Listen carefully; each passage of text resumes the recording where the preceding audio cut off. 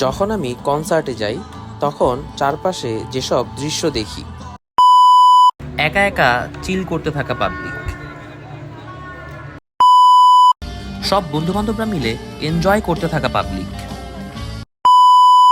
পিনিকের ঠেলায় অনবরত ধোঁয়া এবং গন্ধ ছড়ানো পাবলিক,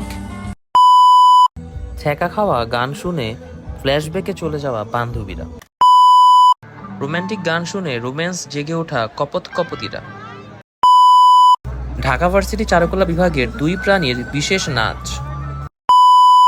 চারদিকে অশালীনতার মাঝে শালীনভাবে নাচতে থাকা হালাল কাপল, ভিড়ের মাঝে সুযোগ পেয়ে ঢলাঢুলি করতে থাকা কাপল, Wait a minute.